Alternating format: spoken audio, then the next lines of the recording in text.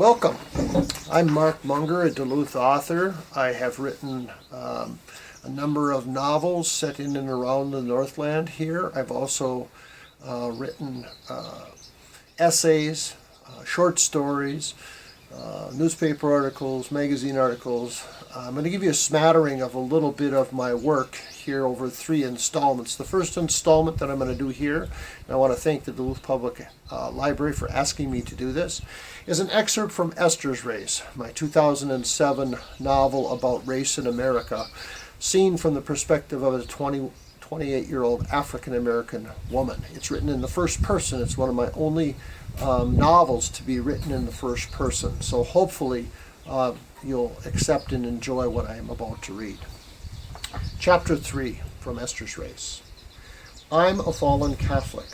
Why that's so is something I'll let you in on somewhere down the line. I have a biblical name. Lois and I grew up with biblical names because our mother, despite looking pure Finn, takes after her Irish side when it comes to matters of the soul. Both my sister and I took First Communion at age 8 in Grandma Mary's church, Our Lady of the Lake in Ashland.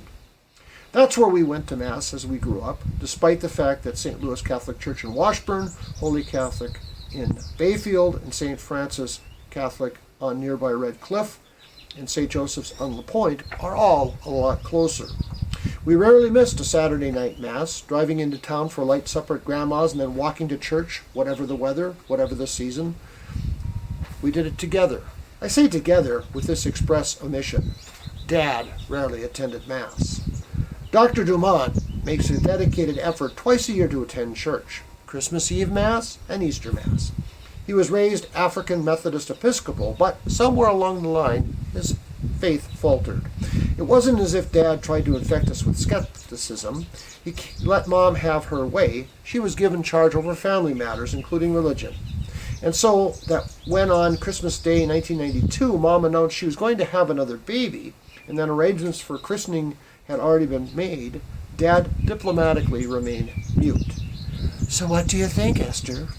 Lily and I were sitting up in our room, with Lil lying across the soft fabric of her down comforter, me sitting on the floor, my back propped against the maple footboard of her bed, watching a video. It was the newly released Dances with Wolves. Renting videos on the island back then was a pain. Few places rented videos in La Pointe in 1992, but the pickings were generally slim, selection Puritan. Dances with Wolves wasn't my first choice of a must-see film. It was simply the best I could do. About what? I replied as Kevin Costner's commanding officer put a gun to his head and blew his brains out. About Mom being pregnant. It's all right, I guess. Lily paused. She was on her back, her head hanging over the edge of the bed, just a few inches above mine. Her silky black hair, the fibers completely devoid of the kinks that made my own hair such a bitch, dangled loose. Her eyes were riveted on the flickering image of the screen. I was sort of blown away. Why? It was weird to watch a smile form on Lily's upside-down face in the reflection in the vanity mirror across the room. I hadn't heard any evidence that they were getting on like that anymore. She giggled, tossed her hair back across my mouth and eyes. I brushed the offending mane away, looked at her. That's gross. Why do you say things like that? Like what? Like, you know. Excuse me. Her hand reached across the comforter and tweaked my ear. Like you've never thought about our parents and what goes on when they say their good nights right after the news? I tried to concentrate on the movie. Lily would have none of it. Do you think Mom has orgasms? My cheeks puffed as I tried not to answer. Do ya? She insisted, poking my face with a finger. It's not something I dwell on, I muttered. Frankly, I don't think it's any of our business. Miss Goody Two-Shoes doesn't wonder about whether her father is able to make it right with our mother. I don't believe a word of it. Silence imposed itself while Lily's mind conjured up the next unspeakable absurdity. Do you think they do oral? That one got me. I balled my hand into a fist, punched Lilith as hard as I could on the left shoulder. Given her build, there wasn't much bicep to cushion the blow. Hey! Lily squealed. That hurt! It was meant to. Now shut up and watch the movie. David Carver Dumont was born on May 25, 1993.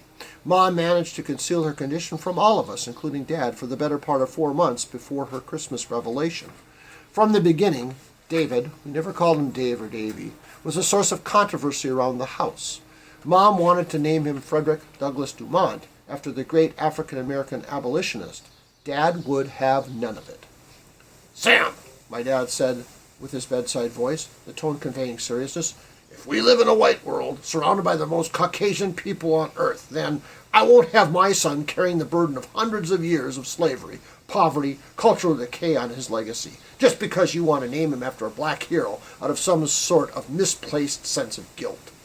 Cultural decay. Dad liked that term.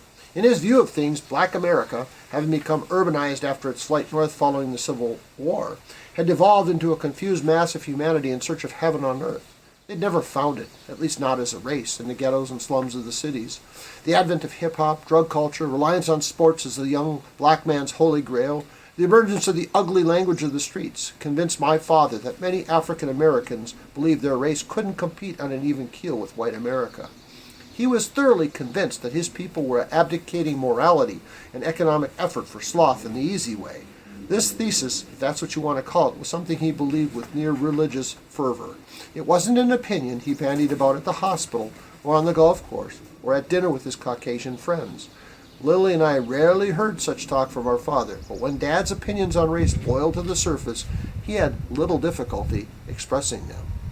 Of course, you might expect that Mom, being white, would be taken aback by such oratory thunder. She wasn't.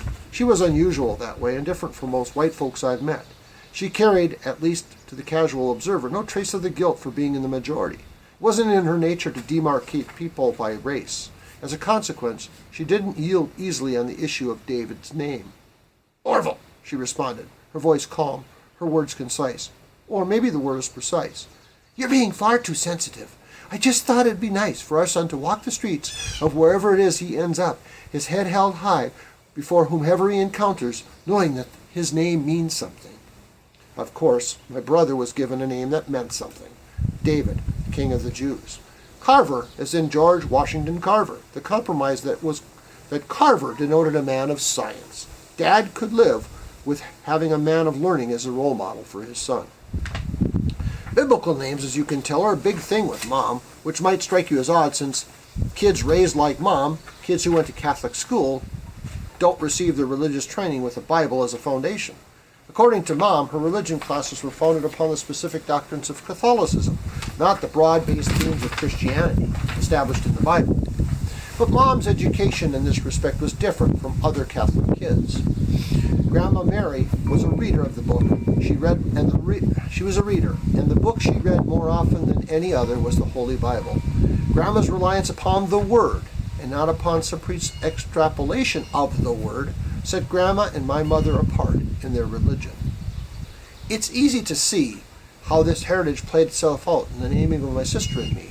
Lilith drew her name from one of the most cryptic myths of the Jewish faith, the supposed existence of a woman linked to Adam before the creation of Eve. Lilith, at least in legend, wasn't the most compliant of companions for Adam.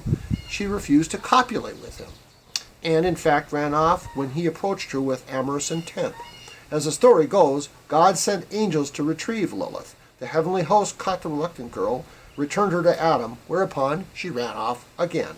The funny thing is, my sister never really measured up to her namesake in terms of deviousness or aversion or subservience.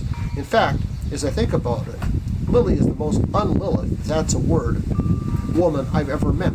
About the only way Lily seems to coalesce with the Lilith of mythology is that both, in the end, were treated like royalty.